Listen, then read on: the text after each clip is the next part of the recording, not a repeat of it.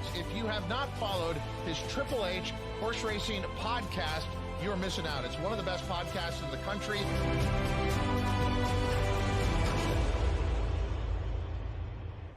Good evening and welcome to the HHH Racing Podcast. I'm your host, Howard Kravitz, along with co-host Pete Visco and the birthday boy at the bottom, Paul Halloran. Thanks for joining us, everyone, especially on the West Coast, listening and watching on Santa Anita's YouTube channel and Santa Anita's X handle. We are here for the very last time this winter and spring. It's a sad moment, but it's also a celebration of a fantastic Hollywood meet as Santa Anita, the great race place, closes their Hollywood meet this Sunday on Father's Day. And we are here, of course, for episode 24 of Great Race Plays to give you some excellent analysis and handicapping regarding the late pick for Sunday at Santa Anita. You can listen to us on Apple Podcasts, Spotify, and Anchor.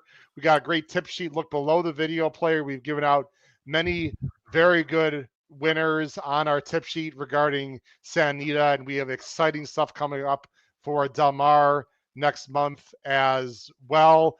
The tip sheet's very profitable, very inexpensive. Look below the video player underneath the description to find out about our Power Picks tip sheet. We've got a great website, hhhracingpodcast.com. And to celebrate our very last great race plays of this winter and spring into early summer, let me bring on a gentleman from DRF and Santa Anita who's done a great job, not only on this show, but many other avenues. It's a great pleasure to have him on for our final Great Race Place episode from SoCal, Gino Picola. What's up, Gino? How you doing? Good. Hope everybody's doing well, and a happy birthday, Paul. Good luck. Thank you, sir. Let's see if we can get some of that birthday luck for us all this weekend and close out very strong. And you know what, Howard, I agree with the comment that you made. It was a strong Hollywood meet. Honestly, it's been a really strong kind of 6 months, even from the very beginning of opening day. A good energy all throughout the meet at Santa Anita. The handle was up, the attendance was up. Just seems like they were trying some new wagers that were a little more player friendly. Like everything overall, really good vibes. And honestly, it hadn't always been that way the last few years in Southern California. So I feel really good about the meet coming out and kind of the momentum leading into Del Mar. Totally agree with you. And before I forget, I know I speak for Pete and Paul and everyone on the podcast, you know, in saying this, but I want to give a big thanks and shout out. I hope they hear this or watch the show or get wind of it, to Andrew Arthur, the director of marketing at Santa Anita, and Jeff Chapman, player relations. Both those gentlemen gave us the opportunity, Gino, here on the HHH Racing Podcast, to give us corporate track sponsorship, which was one of the goals of my podcast from day one. And to have such an esteemed place like Santa Anita, Pete and Paul, it was really special this past winter and spring. I'm sure you guys would agree. Yeah, definitely. Although, Gino, you forgot to mention that all the good vibes at Santa Anita are once we joined as a partner. Exactly. So, I mean, No coincidence. I don't want to say it was the only reason, but since we've said that on every other 23 shows, we might as well do it for the last one as well. And shout out to Andrew Arthur. We went to high school together. He was 1 year below me at LaSalle High School. And actually, one of the jobs on student council is the commissioner of publicity, where you set up the rallies and you are like the MC at a lot of the events. That was my job. And then Andrew Arthur had that job the year after. So I trained him to be the same thing, and we worked together a lot of times. So I actually knew Artie for quite a while. That's what he was back in high school. He was Artie to everybody, but loved working with him and with Chappie as well. Great guys, really strong team over at Santa Anita, and we love working with them over there. Look at the proud alumni. LaSalle, what was the nickname? LaSalle High School. We were the Lancers. Yeah, Lancers. There we go. I love it. And we were just 5 minutes up from Santa Anita. So when I was a junior and senior, I actually went off campus lunch to Santa Anita, could make some bets and could come back to the track. So we were that close.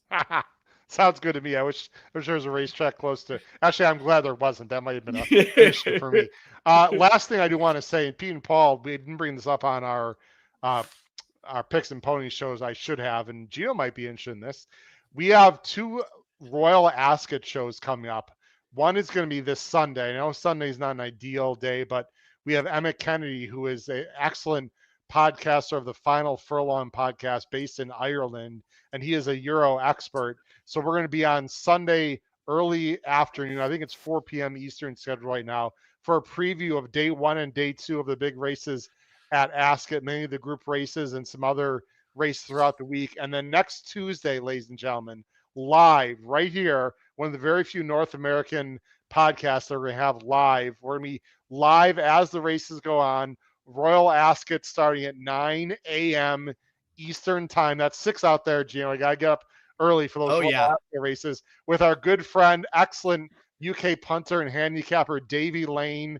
He's going to be on live with us, Pete and Paul, to go through the first about 4 races on Tuesday, starring, as I'm sure most people know, in the Queen Anne, the first race of the meet traditionally at Royal Ascot, Carl Spackler taking on some of the monsters in Europe. It's going to be very exciting, Gino. He's got a tough task, but just the fact that, you know, he's bought by a new ownership and they're willing to run him in a serious Group 1 is pretty exciting for American racing fans. And as you pointed out, they don't build to the big races. They get started right away with their most prestigious Group 1s. They smack you in the face with them. And we're going to have a lot of kind of built up coverage this year from Daily Racing Form. I know we've already started putting previews up of all the individual races, previews of the barns and all the horses that they're going to have. And so if you need a little bit of help, if you're someone who, I'm sure watching this show, you play a lot of the races in the US and maybe you're not as familiar with those horses, there's going to be a lot of information for you on drf.com and the past performances to help you out, because I'll be up early playing next week and firing away as well. There you go. And I just so people know, of course, DRF has been sponsoring us the last about month or two. Greatly appreciate that. And Gino, appreciate that as well. There will be American style PPs from DRF for Royal Ascot. The declarations, what they call it out there, the actual fields are 48 hours in advance UK time, which means approximately 2:30 or around 2 to 3 o'clock on Sunday UK British time is when the fields are going to be set. So I'm assuming here in the States, those PPs will be out through DRF Sunday night. Usually, Gino, they're out. So you have, you know, more than 24 hours to take a look at those if you're someone else look at the form lines in a traditional USA PP style. Yep, and you've done this dance before. Most of the races and most of the fields, they'll have a pretty good idea of who's going to run. So you can check out lists of horses that they've been accumulating, and you'll see there are going to be 15, 20 horses in some of these fields, massive fields, real quality runners. It's an absolute blast just to watch too. Even if you're not going to be firing away that much, have a little bit of money left in your account, take a dabble. There'll be some horses you're familiar with, and it'll be kind of fun to be up in the morning watching the real pomp and circumstance of everything next week. Oh, absolutely. Matt Miller, a big fan of the show, great friend of mine and everyone. Thanks for doing the Santa Anita shows for the season. Much appreciated. Gino, I'm not just saying this because you're here. Almost every week we have someone in the chat saying I'm playing Santa Anita more because I'm watching the HHH Racing podcast. I play Sundays more because Sunday can be a tricky day. I am Sinatra, looking forward to this. I'm going to Santa Anita for the first time. Wow, on Saturday. Nice. Can't wait to play live all weekend. Any quick tips or food suggestions for I Am Sinatra, Gino? Ooh, that's a good one. Yeah, I'm actually going to be doing the pre-race seminar with Tom Quigley on Saturday. So you'll be able to hear me out there giving out like tips all over. One place that I really like, it's only about 5 minutes away down the street. It's called Clearman's Northwoods Inn. It's one of those places that's got like the peanut shells that you throw on the floor. It's a good steakhouse, like incredible cheese bread, like the best cheese bread that you'll get. They give you this cheese butter to put in your baked potatoes. It's also amazing. So you want to check that out just a few minutes down the road. Clearman's Northwoods Inn. Interesting. All right. Very, very interesting suggestion. Next time I'm out at Santa Anita, I'm going to have to check that out. All right. Let's get into the late pick 4. Now, I also, Pete and Paul, as we get into handicapping here, sometimes Sunday late pick 4s can be, hats off to Santa Anita. Some of these sequences we have done, guys, have been really good with bigger fields. This is the same for a closing weekend. By the way, Matt Miller suggests the Arroyo Chop House if you have a winning day. That'd be also good, right? Gino? Absolutely. Would second that one as well. And, the one that I think a lot of people would recommend, especially if you're a horse racing fan, is the Derby. You're right down the way. That's a great one too. Steakhouse, great lobster. They have a baked Alaska dessert. That's really, really good too. So, and you get the ambiance of the racetrack. So that's right down the street too. We gave you 3 different options for your couple days if you head out to Santa Anita. By the way, and you got to watch Pacific Horse Players if you need some help on the Saturday late pick 5 at Santa Anita. Yes, there you go. You got to plug those guys too. Go ahead, Howard. Absolutely.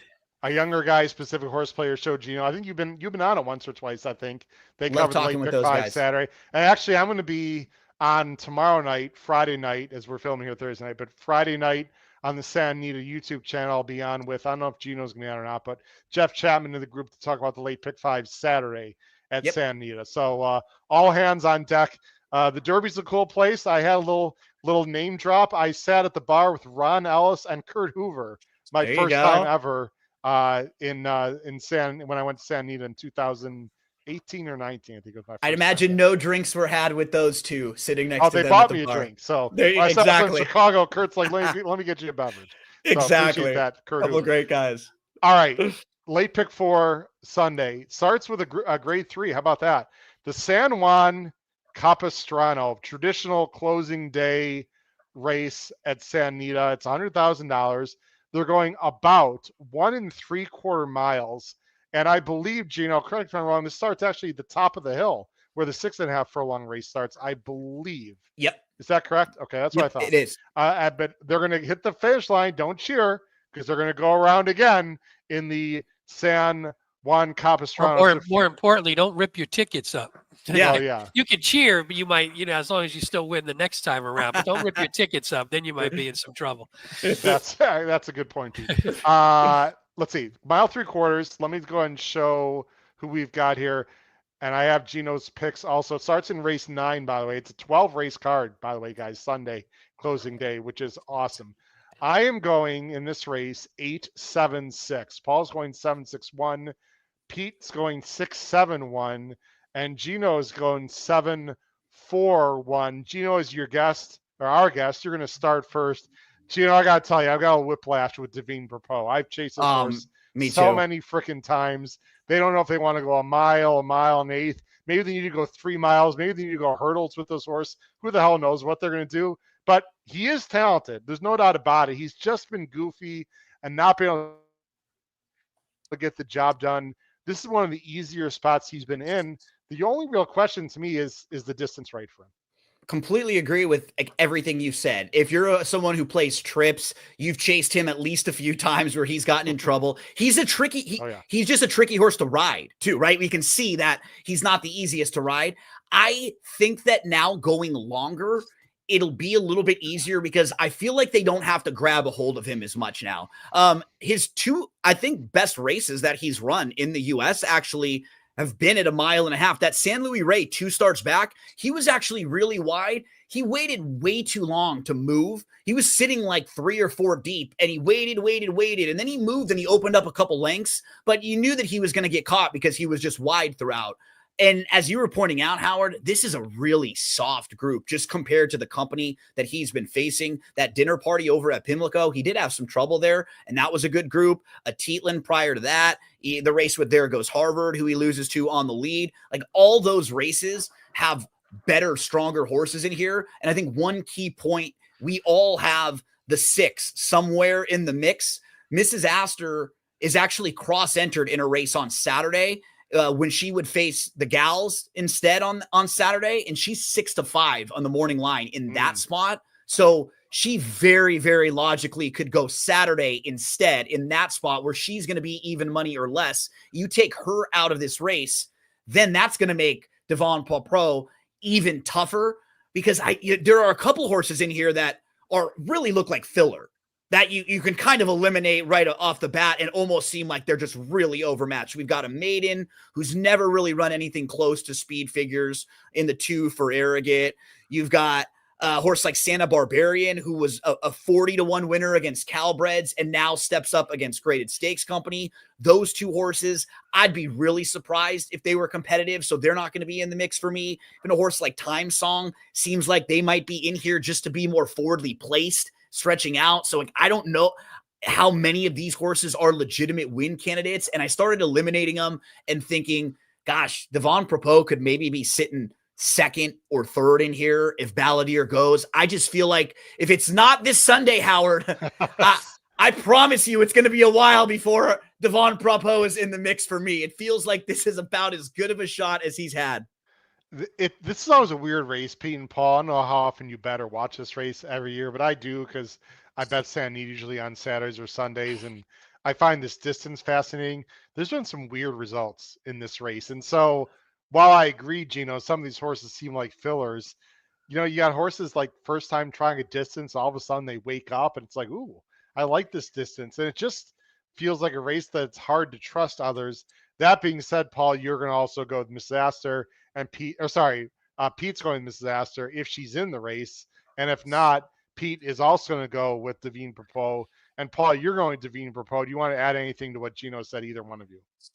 No, I like what you said about the distance. I think, and this is anecdotal, I could have looked it up, but it seems to me that horses in this race that go to the lead often keep going, and if not win, are right there at the end. I like the fact that probably the most forward this horse has been was the race Gonzalez rode him in that San Luis Rey that you were talking about, I think you were talking about that one. I just think, kind of what Gino said. If not today, when? So, probably take more money than he's taken the last few races, but didn't have a great trip last time in Pimlico. One of the many bad trips, and I'm just hoping send him at this distance and get out there running free and clear and try to hold on. And not to interrupt, Howard, but just something to mention as you were pulling up the projector, sometimes, and for those of the folks who use the Timeform US projector, which I do all the time, I love to look at it and see where they have horses. At the longer distances, you'll kind of see what was happening. They generally just have the horses coming out of shorter races in front, even if they're not really speed horses. So I don't know if the 3 and the 5 will both be in front of Balladeer in here, probably because Balladeer is just coming out of these longer races where the half-mile fractions are quicker. You got to kind of use intent, I think, when they're going longer like this as well, because I feel like Balladeer is going to go, right? This horse has got to be on the front end. I mean, this is my top pick, guys. And Balladeer got really good 2 years ago, and really last year was pretty good too. This, first time back this year wasn't very good, but last time lost to Charlie winning out to Atitlan. There's no Atitlans in here, and still went 111 and 3 in a 1.25 mile race. So I mean, the speed is still there. Now the blinkers off is very interesting. I just have a feeling that Papadromo is trying to get this horse to relax a little bit with this distance. I don't know if it's going to work out. If this horse is on the lead, I don't even know what to say. I mean, unless the 3 or 5 decide to just gun in a 1.75 mile race, which would shock me. I just think this horse can walk the dog, and he's going to be on the lead, I believe, and he's a pretty good horse. And I don't think a lot of these horses want to pass necessarily. And so to me, it's got to be the 7 or the 8, especially if the 6 is not in here. But look, guys, it's a weird race. I suppose the only wild card to me would be the 1 Nitty, which is an Irish bred. With German breeding. Now the German horses do like to go long. This horse, is barely winning optional 50 claimers, but Gino, this is one of those kind of horses that I was talking about earlier that can sneak up and jump up in form. And I suppose he has to jump up, maybe 3 or 4 lengths, which going 1.75 miles, maybe that's not a lot to ask. Yeah, and he's had a lot of troubled trips, like legitimate trips that you've looked back at. He's gotten in some trouble, even against Maltese Falcon, 2 starts back. So now you would just expect going a little bit longer. Maybe he's not as far back in this field. Maybe naturally he's just a little bit closer up. He doesn't have as much traffic to deal with.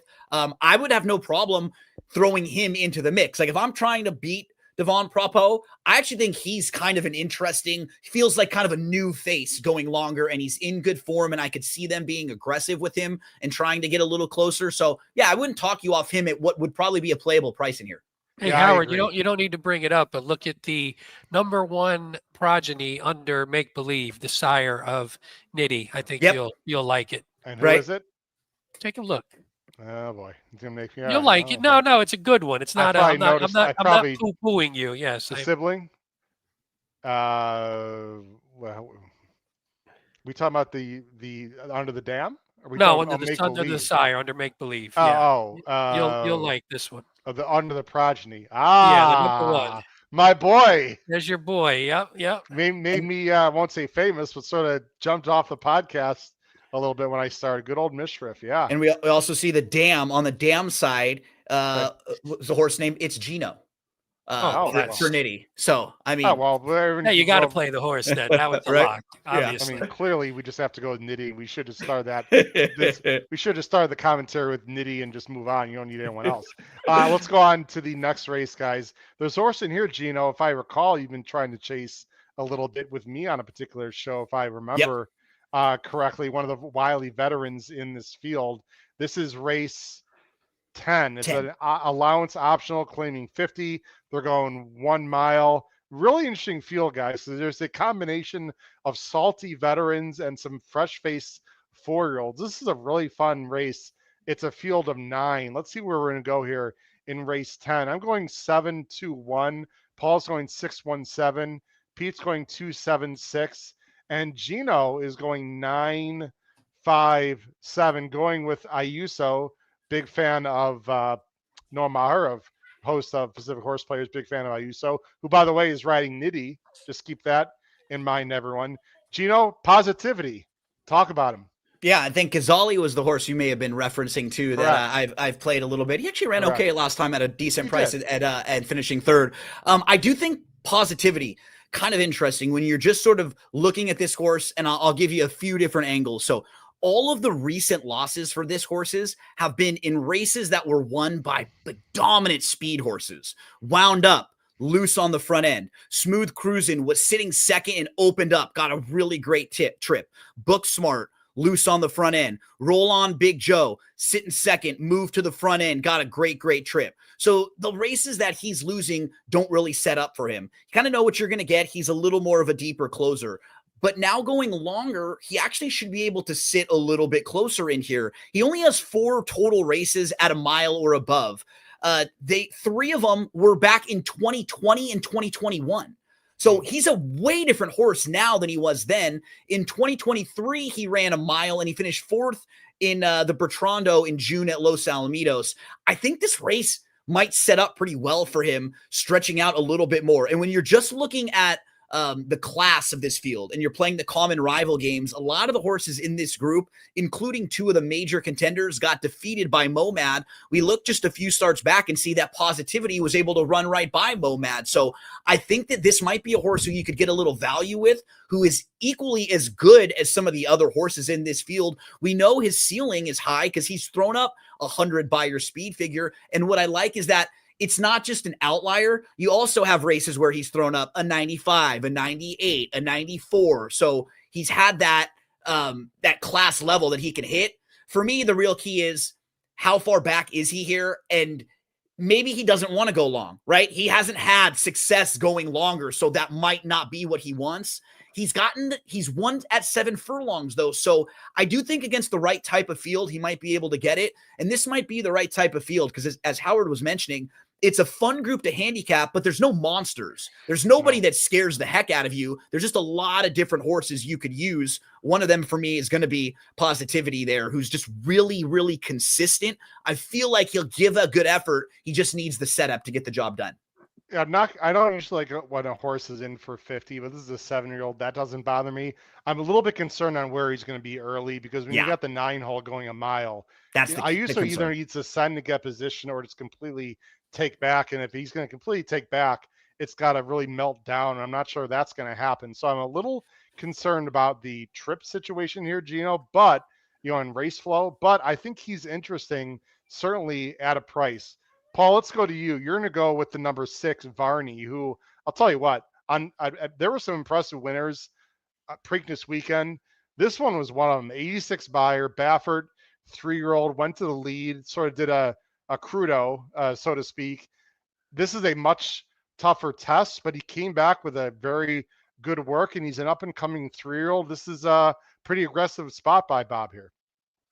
Yeah, I actually, I thought the maiden race he lost at Santa Anita. The goal-oriented.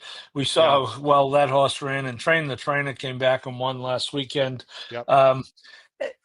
Yeah, it's an aggressive spot, but maybe the light will have gone on.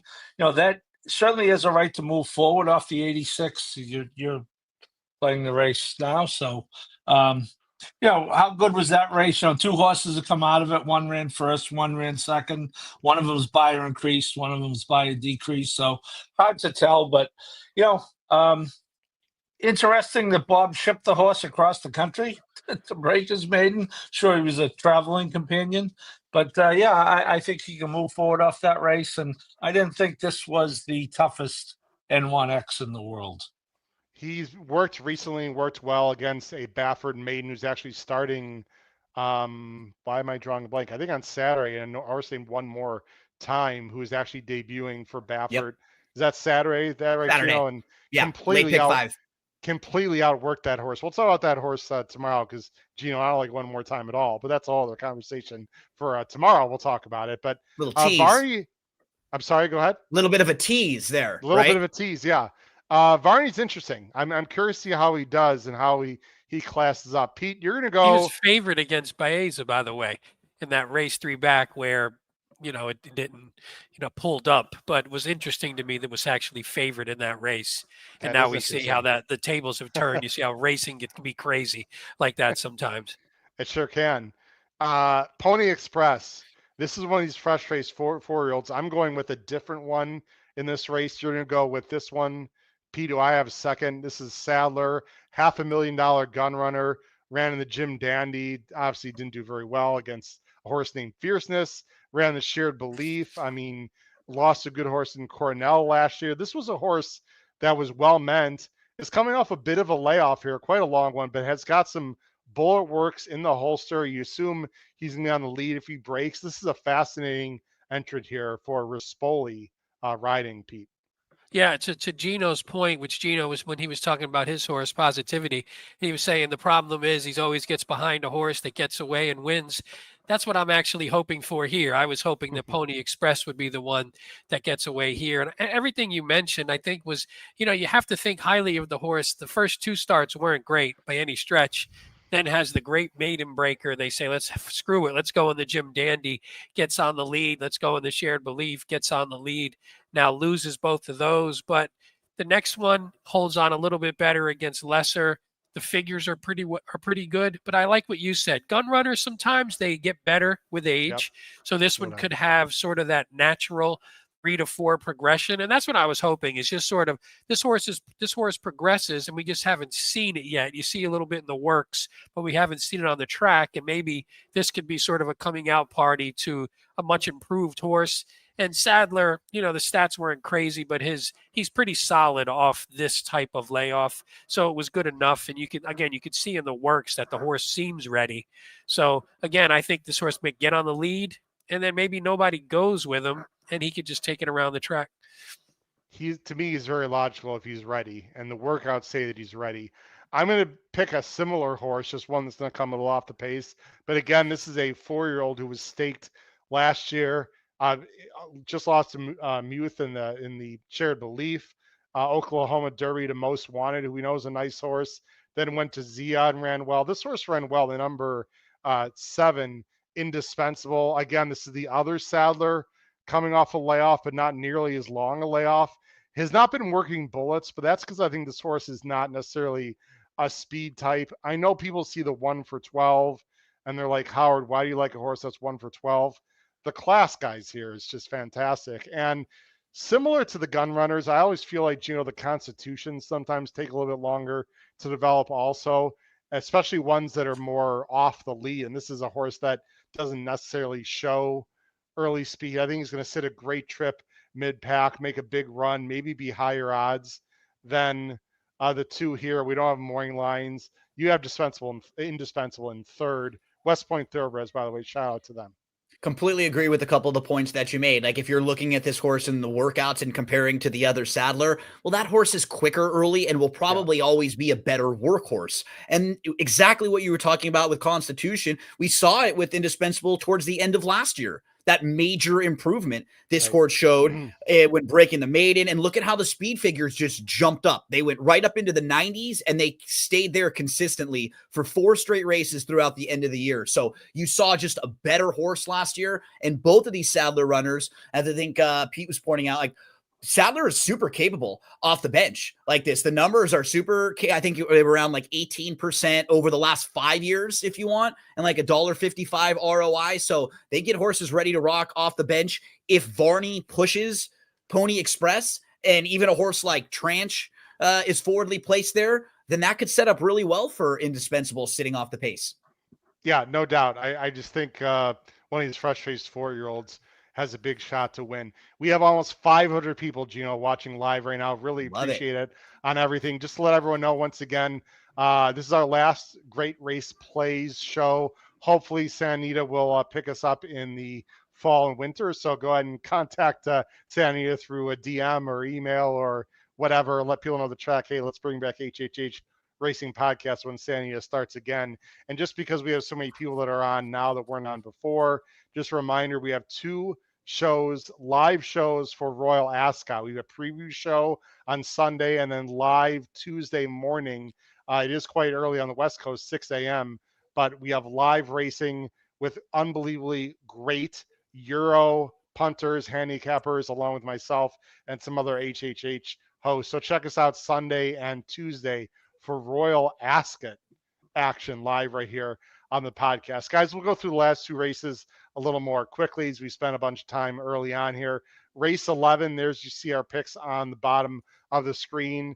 It is down the hill, optional allowance claiming 50. It's a big field of 10. Bad Uncle Barry has been gelded, the number 10. Again, we don't have morning line. Some of these horses are in for 50. Some are not. You see scrolling on the bottom of the screen if you are watching this live or as a replay. I'm going 5-2-8. Paul's going 8-5-2. Pete is going 5-8-2. And Gino is also going 5-8-2. So mainly a lot of 2s, 5s, and 8s for sure. Junior, you're going to go with Beef Winslow, a Florida bred for one of 3 for Glatt. This one has been ridden by Lascano. Yep, and I think a horse who has some versatility, who's going to make the 3rd start of the form cycle now after a long, long layoff. So you figure this guy could take even one more step forward up towards what his peak is, which is like a 96 Beyer speed figure, and he's moving right back in that direction towards that.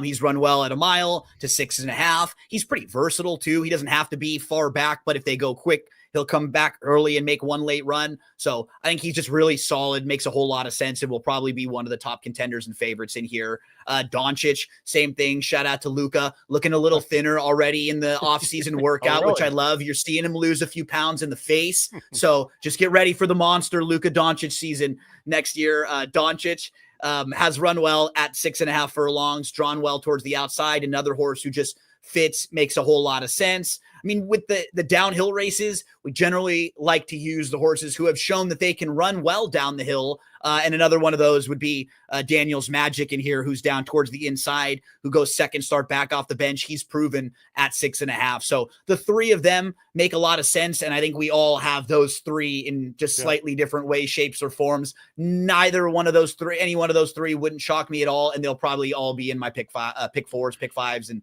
late exotics. And Daniel's Magic's actually cross-entered into a race on Saturday. And Gino, I should have probably talked about this way before tonight, but for people that are not quite as experienced handicappers, especially with Santa Anita, can you explain to people the designation in the PPs, the difference between the downhill 6.5 and the flat 6.5 for people that don't know where to look? And they say, wait a minute, I see 2 6.5 furlongs. Which one was down the hill and which one wasn't? Because we know how much experience down the hill matters. It's a great point. You see the little asterisk with the 6.5, and that notes that it's down the hill. So if you're looking at Daniel's Magic, for example, if you go back to 2023, you can see December 30th, 2023, there's a 6.5 furlong race with no asterisk. That means it's on the straight course. The next race following that on January 28th, that one has an asterisk. That was the Clocker's Corner. So that means it was down the hill. So if you see that little asterisk, that's the difference. And it lets you know that it was run down the hill. And generally, just a couple small things about that. The 6.5 flat turf courses play a little better to the speeds. And it's much tougher for horses that are drawn to the outside to win Right. and to get a good trip. And then down the hill, it's actually the opposite. If you draw outside, you get the better trip because the layout of the downhill course. So, and that actually plays a little bit better to like milers and horses who have gone a little farther. So that's not always the case, but just a couple notes if you're kind of quick handicapping those two surfaces and the difference between the turf courses there. I'm chuckling not because of the explanation, because Paul, as if this game isn't tough enough for newer handicappers. They got to figure out, wait, so one course you want to be in the outside to start, one course you want to be in, like what? It's confusing, Paul, but you like Doncic also. Yeah, well, when you're on the outside, Gino, you're closer to that right-hand turn you have to make before you have to make the left-hand turn. Yep. It's very logical to me. Exactly, right? Yeah, I think Doncic's races are pretty good. Both of the last two. Seren claimed him 2 back and then ran him last time. 2 different type of races. Both ran second. Frezu ends up here. Hernandez opts to stay on Brendan Galvin's horse, Miss Joe's Galvin. I'm a Frezu fan, especially on turf, so I have no problem with that. You know, this horse is more than half the time in the exacta, on a little bit of a 5-race losing streak, but I think in for the tag. I think this is a time to snap out of it. He got a good trip last time, although he was inside. I think I bet him that day because I think on the 32 claiming race, I thought he had a little bit of a weird trip, and I thought he was moving up in form, which he was. I was a little disappointed he couldn't beat Regal Patriot last time. Your thoughts, Pete, in this race? We'll go on to the last one. Yeah, no, I agree with everything. Not too much to add. I think Doncic, we've seen a few of these shows too. So we've talked about that horse up and down. The only thing I had on Beef Winslow that I was going to, and I think Gino sort of touched on it. My only concern was some of the races where he's used to being a little bit more forward or at least sort of stalking position, but they're a little slower. And I thought my one concern with him and why I wound up waffling, even though I wound up putting him on top in the end, was what if he just gets left a little bit early, because I think there's more speed in here than some of the recent races, and he gets a trip more like the 1-2 back where he's just stuck a little further back. So if he's the favorite, I think that's a reason why you can look at it and go, maybe he gets stuck a little far back, leaves himself too much to do, and then you wind up taking someone that's a little more forwardly placed. There are 2 main reasons I like Beef Winslow. One is I love turnbacks. And number 2, this horse really likes the downhill turf course. I have nothing else to add. I'm going 5-2-8. Let's go to last race, guys. Race 12, the last race of the 2025 Hollywood meet at Santa Anita. They'll go to Los Al, and then they'll go to the beautiful warm beaches, well, sometimes warm, of Del Mar Racetrack, which is always a wonderful meet there. I'm going to go 7-2-1 in the last race. Let me go ahead and bring it up on the screen right now. Whoop, I had it right there. I'm going to go 7-2-1. Paul's going 7-1-8. Pete's going 7-9-4. And hey, let's just kick off the last race with all going at the same horse. Gino's going 7-11-9. This is a difficult 6 furlong maiden special weight, Cal bred, 3, 4, and 5-year-olds. Field of 13, including Tiger Fire, the 13, who is an AE. We're all going with Gaddafi, I believe it's pronounced, for Dan Blacker and Fresu, Gino, to get paid in the last race of the meet. 7 will be a very important number for me in this late sequence, because I may have one ticket where I'm singled with Devon Propos to start, and then in that tough 10th race, going to use all or as many as I can, because that's that tricky race where there's a lot of different horses to use. We talked about maybe shortening up with using a couple logical horses in the downhill turf race, and then I can probably have one ticket where I'm singled to Gaddafi here, because if this horse just shows back up with that same effort that she put forth on April the 26th, she probably wins this race. If she shows any improvement at all, she will certainly win this race. She just ran exactly like a horse that needed the race. She hadn't run in 10 months. She was off from July all the way till the end of April. She had a good start. She was inside. She backed off a little bit. She angled to the 2-path. She moved to the lead. She opened up in the early stretch. She got a little bit tired, and she had every reason to get a little bit tired. Here she is just getting tired late. And I mean, I thought this is a pretty good performance. Again, if you just reproduce this, everyone else is going to be really needing to step up from what we've seen, or one of these first-time starters is going to have to be very, very good and ready. And that was kind of my problem in this race, Howard. I didn't really love a lot of the first-time starters and what they've been showing and their pedigrees and necessarily their barns first time out. So with this experienced runner, I thought Gaddafi was going to be pretty tough. Others to include, even one more point, that the horse who ran behind her that I think people might make a case for, the one, Clubhouse Cutie, she draws the rail, which could make things a little trickier for her in this spot. So I think the 7 looks good. I included horses like the 9, Bella, whose cutback helps. The 11 I thought was kind of an interesting wild card, trying turf for the first time, down toward the outside. But I think the 7 fits really, really well, and probably most of my tickets will be single to this horse. Yeah, I didn't love the visual of that race overall. I mean, Gaddafi got beat by a first-time starter who was 19-1. No one else really ran. That's my only. I was ready to beat this horse as I'm handicapped, Gino, but unless I see something pop up in the workout report or whatever, there's just a lot of horses here that I just don't know if they can run well first time out. And I'm very happy to do that. I did that in the pick 6 last Sunday when I had 5 out of 6 with a really nice horse for Little Red Feather, who won the last race last weekend on Sunday. But I just don't see that kind of horse in here. Pete, I'm assuming you sort of feel the same way. Yeah, I didn't have too many negatives for this horse, which is why I wound up landing on her on top. The one thing I will say too, Windspeed, who was, like you said, was a pretty big price when won that race, did come back and run third in an optional claiming 50 and backed up the buyer at least. True. So at least it was sort of a logical buyer that seems to make sense. So like I think, like Gino said, it's hard to leave this one off a ticket because on paper everything looks pretty good, and the rest of the field it's a lot of question marks. Although I can feel like if you don't go 7, you could probably. I had about 5 or 6 potential horses in here, or like top 3 potential horses that I was considering. So I think you can go nuts if you're against the 7, or if you just want to spread a little bit and hope that maybe the horse tires one more time and you can get a horse going by late. I will say, even though I don't have the horse in the mix, because I need to see workout report, Lavender Love is a little bit interesting to me for Baltus. The got some bullet works in the holster, and I like the breeding. I'm just curious to see what the workout report says on Lavender Love. I just wanted to throw that out to everyone. Any thoughts for you, Paul? And then we'll get Gino's final thoughts, wrap up the show. No, I was just going to say, there are 3 first-time starters. A race like this, any of these maiden races, obviously, you take a look at them and you decide. And as you say, you need workout reports to really do it, but nothing's really jumping off the page. We're not going to have the benefit of the board when we're playing the pick 4 and the pick 5. But so going to the ones who've raced, as Gino said, and on the one hand, Howard, this Gaddafi took a lead in the stretch and really had no excuse not to win. On the other hand, 73 buyer, unless one of these first timers pops up, of the ones who have run, the 9 who Gino mentioned started with a 69, has gone regress twice.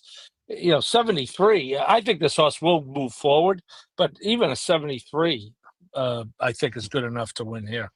And of course, should we say together, guys, sired by Om. We love Om on this show, Gino. What a cool horse. What a cool horse that was. Defeated American Pharoah. Oh, for sure. Let's go to our best bets. Paul and Gino, you can give yours in just a second because I didn't get yours. Paul, you're gonna go to race 10, which is the second leg. You're gonna play a double 6-7 with 8. Remind everyone who the 8 is in race Doncic. 11. Doncic. There you go. Doncic Luka playing Doncic. a double there. And speaking, it's never too late to mention this, guys. And I've done it every great race play, so why should everything different? There is, let me take the banner off the screen. There are many great bets that Gino has mentioned. I love the betting platform. I hope Santa Anita continues it. And one of them, of course, is that the late pick 3 and the $5 double. Let's take a look at those two fantastic bets right now. Now offered at the Great Race Place. $3 late pick 3 featuring the last 3 races. $5 late double on the last 2 races. Both with a player-friendly 15% takeout. Every race day at Santa Anita Park. There we go. There's my Frankie imitation. Of course, the $3 turf pick 3 also is a fun bet. Pete, your best bet is one of those special bets, $3 pick 3, 2-7 with 2-5-8 with 4-7-9-11. That is a $72 play. And then in race 11, the penultimate leg of the sequence, you're going to play another special bet, the $5 double. The 3 horses we mentioned, 2-5-8 with 4-7-9-11. So Pete, you're going to try to you're going to use the 7, but you're going to try to beat her also. That's a $60 play. Yeah, and sometimes too it stinks when we don't have the morning lines because if that bet doesn't make sense based on the odds, it could change. But yeah, I figure again, I think you can get a little nuts if the 7 doesn't win. I think I like that 11 you mentioned, Gino, the one who hasn't been on the turf. There's just some funny statistics and some breeding stuff that I think the post is a little scary, but I think everything else maybe leans, and I think that one could get lost in the betting a little bit. That'd be Uptown Preacher is the horse that they are speaking of. My best bet would be actually it says race 7. That is not, hold on. That's not the right one, I don't believe. I'll find my best bet. Gino, before I find my best bet, any best bets or thoughts you have with late pick 4 or, a ticket construction, anything you want to talk to the viewers and listeners about? Yeah, talk you through a few. I'm probably going to single Devon Propos to start, especially if Mrs. Astor ends up running on Saturday instead. Then a horse in race 10 that I will be using in a wide open race is the number 9 Positivity. That's going to be maybe a little bit more of an outside of the box horse that won't be on everybody's tickets. Following that, Beef Winslow will absolutely be on the ticket for me. So a couple horses in that sequence that'll be in the mix for me in the pick 4. And just a reminder too, because it is that mandatory payout day, if you're already looking at these races, put a few bucks in on the pick 6 and the pick 5 too, because those things are going to pay out no matter what on Sunday. That's a good point. I don't have a banner for it, guys, but I really do like Indispensable coming off the layoff. That's one of those newly turned 4-year-olds in race 10. I would either go with Pete's 2 or my 7 Indispensable against Positivity brazenly. And that's a really nice allowance race there, race 10. Gino, want to thank you again for coming on, man. It's been a lot of fun. Hopefully you won't be a stranger to the podcast. We'll get you on for some other things, especially when DRF comes out with some new products or some information or any type of any racing California style. Do you want to say anything else to the viewers or listeners out there for closing weekend Santa Anita or DRF going forward? Shop.drf.com for everything you need. And you guys have officially now become my favorite trio, including a Peter and a Paul. It used to be Mary. Now it's Peter, Paul, and Howard up there as the number 1 trio, including a Peter and a Paul. And enjoy talking with you guys. You always kind of lead me to a horse or two that wasn't on my radar. So I respect all 3 of your handicapping, and I wish you the best of luck this weekend. Thanks, Gino. Take care. We'll let you go. Good luck this weekend. We'll be talking soon, my friend. Good luck, everyone. Have a great weekend. Bye-bye. All right, Gino Piccola, guys, does a great job. Really appreciate him coming on. We're going to wrap this up, guys. It's been a lot of fun. Again, I want to thank Andrew Arthur, Jeff Chapman, anyone involved with Santa Anita. Ladies and gentlemen, we hope to be back. We'll keep everyone informed with great race plays. If you're only watching great race plays, why aren't you watching our other wonderful shows? We have Pacific Horse Players, which our great younger guys cover on Tuesday nights. We have a special tip sheet for Del Mar that is starting next month. Please go to our podcast, our online website. Thank you. Long day. Go to our website. Online site. You sound like a 90. You sound like the Ugh. 90-year-old Paul there. Online site, the internets. Yeah, what's that thing with the go to our website, hhhracingpodcast.com, and find out all about our Del Mar Power Picks, which are going to be coming up in July next month, and got a lot of stuff going on. Pete and Paul, final thoughts, guys. Del Mar, Santa Anita has been a lot of fun. Go ahead, Paul. I'm way past my bedtime at my age, Pete. I think this is an Iron Man performance at my age, and but it's Edmonton is tied at 3 after down 3-0. They've tied at 3-3. Oh, So they I'll be did. Oh, staying good. up. I got to I'll get be on that. staying up for. Wow. I'll be staying up for at least another period. Let's just not stay like we don't need about 2 or 3 more overtimes for you. We don't need you to do. Can I give one shout out? Non-horse racing. We talk about horses who have to go to the farm for a bit because they get a little injured in the racing. My little puppy upstairs, Guppy, who has been a guest on the show once or twice. She had 2 torn ligaments in her knee and had surgery on Monday. So she's not feeling so good. So I got to get upstairs, and we have a little room cordoned off that I'm sleeping in with her. So we'll try to get her to races as soon as possible. But right now she's on the mend on the farm, and we're gonna, she needs a little love and care. A little TLC. All right. Well, we hope Guppy feels better. We'll let you get to Guppy right now. For Pete Visco and Paul Howard, this has been your very proud host of our newest show, Great Race Plays, covering the Great Race Place, Santa Anita, their late pick 4 on Sundays. Have a terrific summer, everyone. Please make sure you check out our many other shows and our website, hhhracingpodcast.com. Crush your bets on closing day at Santa Anita. Take care, everyone. Have a great night. Bye-bye.